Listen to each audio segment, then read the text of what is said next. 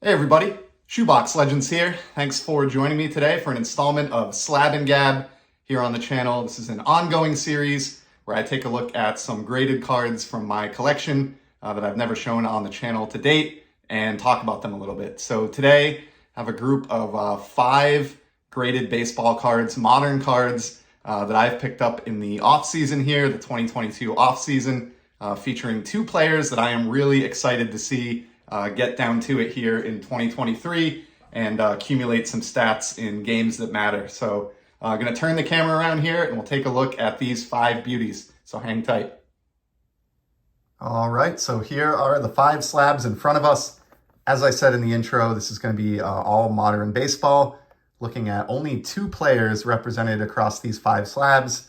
They're both California Angels, and you can probably guess the direction this is going to go in. Have a little bit of Mike Trout and Shohei Ohtani to get to today. These are not expensive pickups, as we're going to see, but let's start with the first one. 2017 Topps Chrome Refractor, Mike Trout. Nice photo of him emerging from the dugout. 2017 Topps Chrome is not a favorite set of mine at all. I don't really like the matte stripes across the background, so the refractor, element is kind of limited to this upper corner. One little strip here and this, bottom piece of the card really is kind of jarring to the eye. But I did pick this one up because I'm trying to work on a run of his refractors from Topps Chrome. First one being in 2012, his rookie year in baseball at least. He does not have a rookie card refractor. There's no Topps Chrome rookie card of Mike Trout. But from 2012 onward, trying to get a run going of those, ideally in a PSA 9, and I didn't have that 2017. And that one emerged for about $25 shipped to my door. And I thought, if not a steal necessarily, it was at least a very solid price on that card. So next up, I have Shohei Ohtani here. So I'm going to alternate back and forth. And this card is an example of friends in the hobby making your hobby experience better. And the way this came about, one of the many text threads that I'm on with YouTubers and related to the hobby, good buddy of mine, Peeps, threw out a link to this card and was just like, hey, I don't know if either of you guys have this, but it's a pretty good deal if you don't. And ended up snatching it up from 2020 Topps opening day. Shohei Ohtani. This is the blue rainbow foil card. Look at that shine. I love that, especially in the upper portion of the card where the crowd is and the background color is a little bit lighter. You can really see that rainbow effect. These parallels are one of the highlights of opening day baseball to me, and was very, very disappointed to hear recently that Topps did away apparently with the opening day brand for 2023. Sad to see that go. Always thought it was a fun set aimed at, kids and young collectors, but it did offer, appeal for people that like more significant cards as well in the form of these rainbow foils. And also in the form of like the short print cards, image variations, which are really, really tough and command top dollar. I love the mascot inserts as well. It was just an awesome release. So sad to see opening day go, but very grateful to my buddy Peeps, who I'll leave a link to his channel below, for giving me a heads up on that Ohtani. And as I've mentioned in a couple other videos now, kind of missed the boat on him for a long time as far as my collecting goes. And with, the seasons that he's put together the last couple of years and the uniqueness that he brings to the table as a dual threat player, kind of been trying to add a little bit sneakily to my Ohtani collection this off season. So absolutely appreciated the heads up on that. Next up, a Trout card here. This is from, or at least partially a Trout card from 2014 Topps. This is the only year they did this particular parallel, was the red hot foil parallel. And this is the 2013 American League batting leaders, card for a batting title. And that was won by Cabrera, Miggy, on the left there. In the middle, we have Joe Mauer, who came in second, and then Mike Trout finished third. On the back of the card, we do have a list here that shows the averages, and you can see just by how wide a margin Miguel Cabrera, won that by 24 points over Joe Mauer. So the reason I bought this card, it's sort of a modern take on some of those 60s cards that we all love, the leaders cards.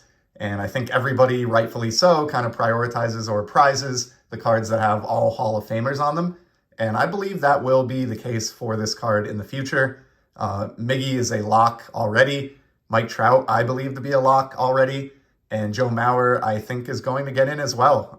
I know that's not a guarantee, and some people feel differently about that. But personally, especially with the way it is now and kind of more guys getting in than ever, I do think that Joe Mauer is going to make the Hall of Fame. And if he does, this will be a pretty cool Mike Trout card. Love that it's team color matching to 2 out of these 3 teams with the Twins and Angels with that red hot foil background. And yeah, just a really, really cool leaders card there. So I was happy to find that one in a PSA 9 grade and snatch that up.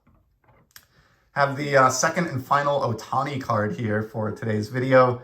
Another friend of mine in the hobby got me thinking along this line recently. He was looking at, I think it was a Bowman Sterling refractor of Shohei Ohtani, a rookie card.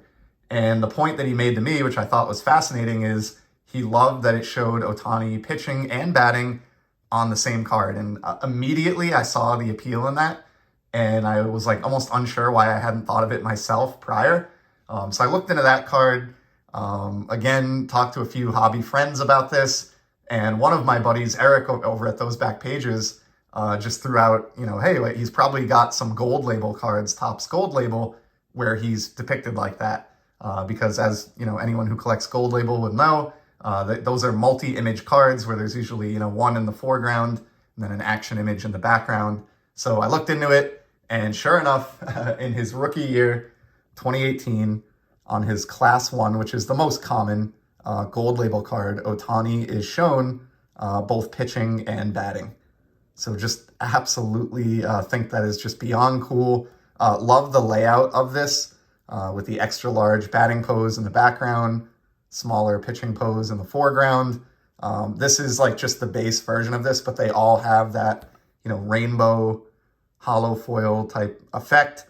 And this was not expensive. I think I paid $50 for this PSA 9. And if you want an ungraded copy, you can get, maybe pick this up for $30. And I just think, getting a card that shows him doing both of, the activities that he's known for and that make him, such a special player is just kind of maybe a sneaky good rookie card in that sense. And I'm not in it for value, but I just think that, maybe that's a card that's not as appreciated as it should be. And I say that because I myself didn't really appreciate that card until a couple weeks ago now. So cool addition there. And then lastly, I have an insert card from 2013 Topps Flagship Baseball. I frequently pan Topps here on the channel for their kind of uninspired inserts. They really don't do much for me, but I have to give credit where credit's due when they do a good job. And love this one from 2013. This is the Chasing History Mike Trout, and it's the hollow gold version, which I think just is this kind of foil that's around this ribbon, and this piece of the card here being in gold foil. And then, of course, you have the hollow or rainbow background. Love the image here. While I do usually prefer batting images like most, I do like the image here of him running the base pass. It looks like he's coming at you full speed. It kind of lines up nicely with the design of the insert.